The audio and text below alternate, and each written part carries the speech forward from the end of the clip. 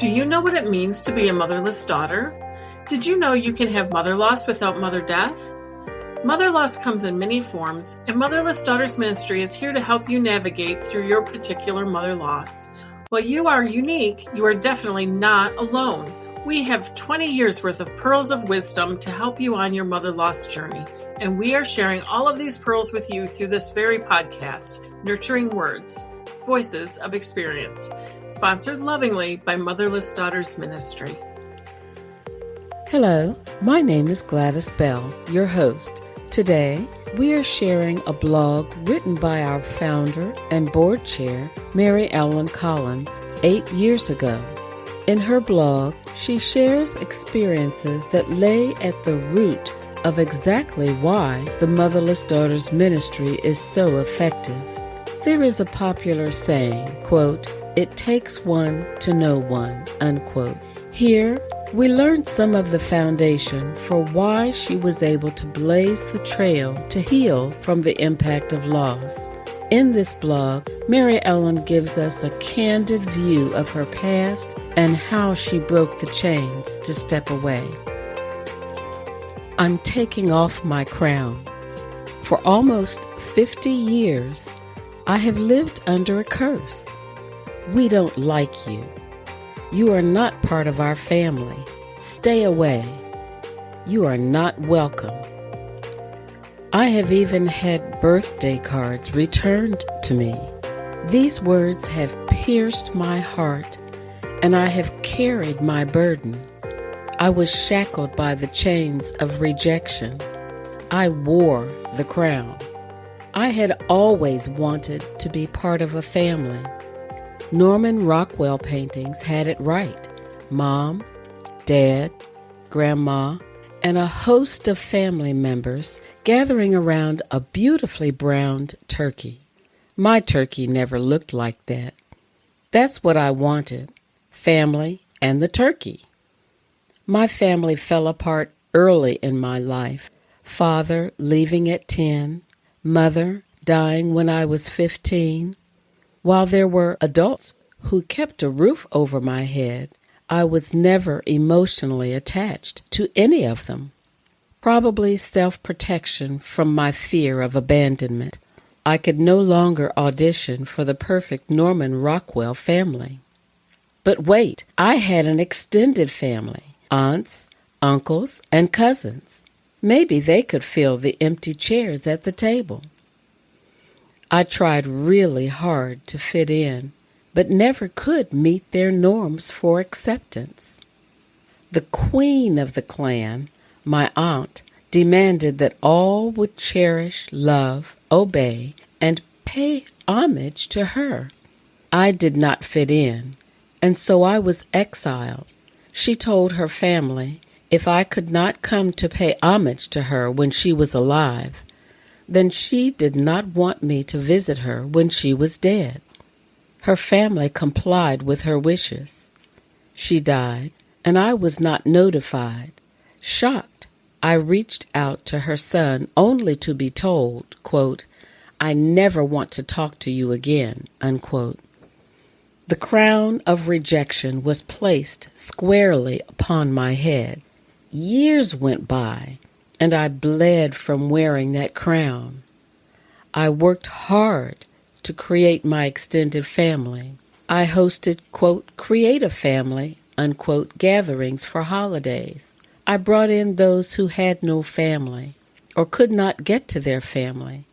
Maybe I thought they were like me and needed a family. Recently, news came that a cousin had died. I really liked her. It's time to take off my crown. I am going to pay my respects at her funeral.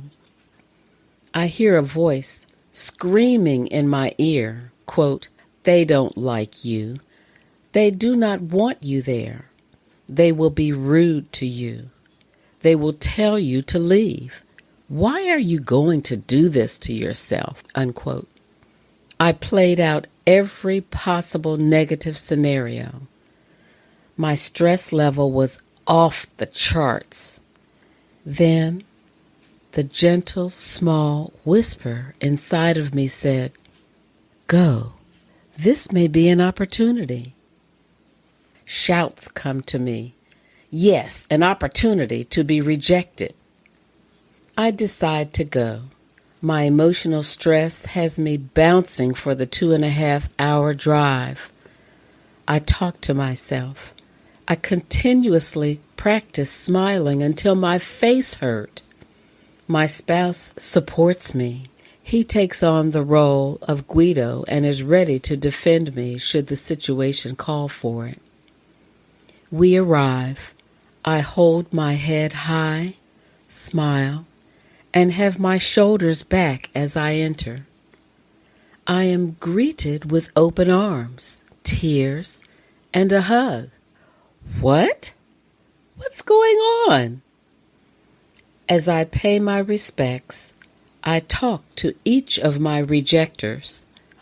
The scene played itself over and over. I am cautious. Don't get too comfortable. It's not real. But I chose not to listen to those lies. Breathe. Just be present.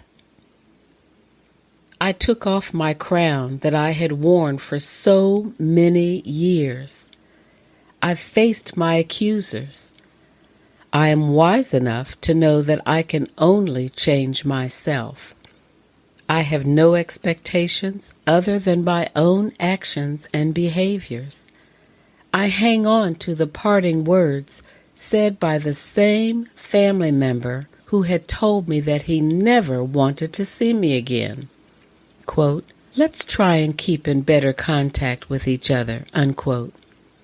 I am always one to try and find the pearls, the lessons in every experience.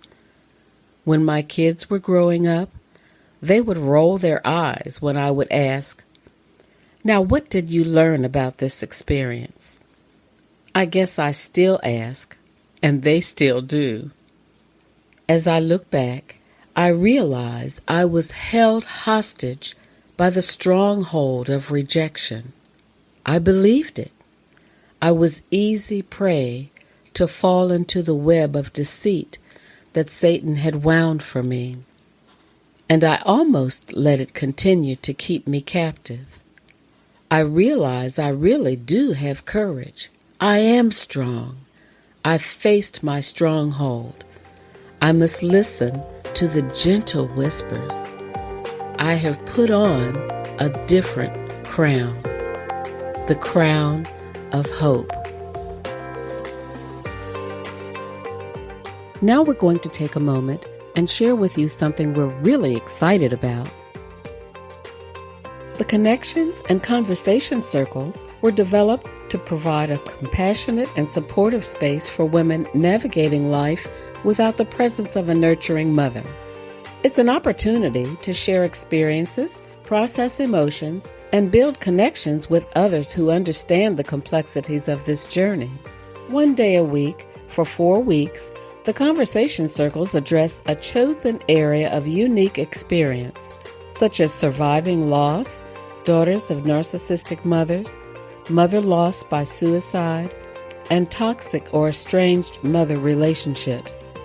Each circle offers open, judgment-free conversations, active listening, and shared wisdom in a safe environment where every woman's story is valued and honored. For more information, click the link in our show notes or visit our website at www.motherlessdaughtersministry.com. Mary Ellen's willingness to be transparent and expose her vulnerability has allowed us a unique opportunity. We were able to travel with her from the hurt 10-year-old whose father left to the motherless 15-year-old. Then there were years of painful rejection before getting to the courageous woman who broke the chains of the stronghold on her life. There is much documented about rejection, too much to share in this podcast. But it is interesting to note that researchers have found links between the pain of rejection and the pain of physical injury. Both activate the same regions of the brain.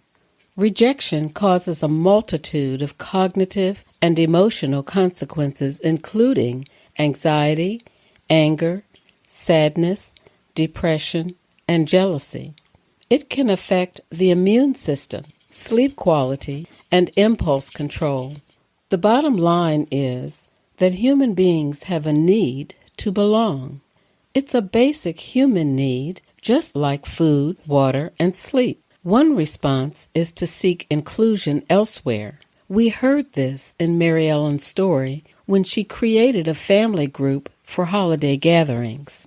Like grief, rejection can have a lifelong impact on self-worth, creating and managing relationships, and your perspective. There is a quote that says, "If you always do what you always did, you'll always get what you always got." Intervention is needed in order to change that scenario. Some of the methods of coping with familial rejection are: number 1, acknowledge and process your emotions. Reflect on and accept how it made you feel. In other words, wear the crown. Number 2, practice self-compassion and self-care.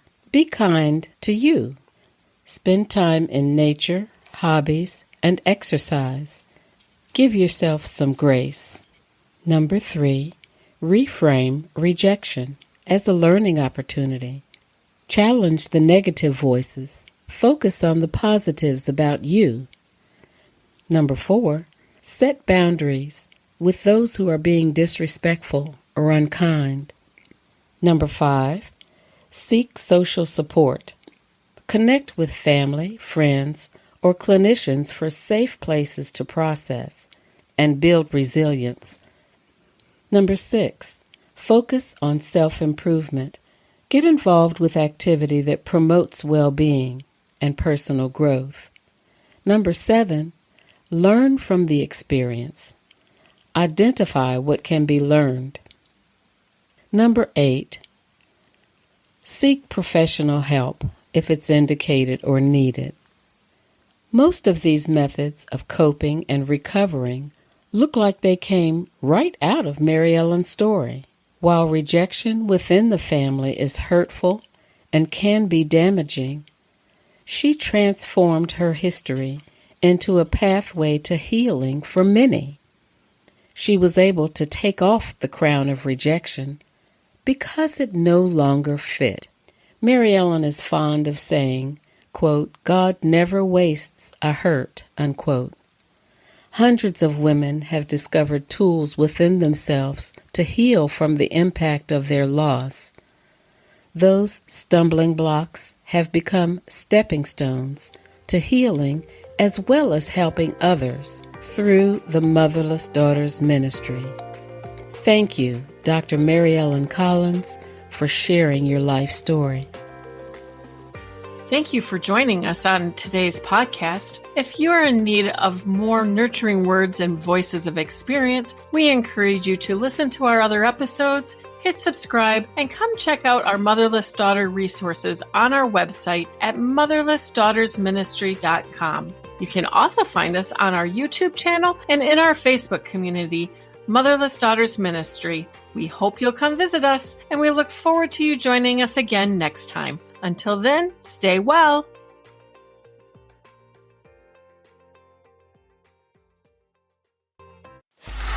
Free audio post-production by alphonic.com.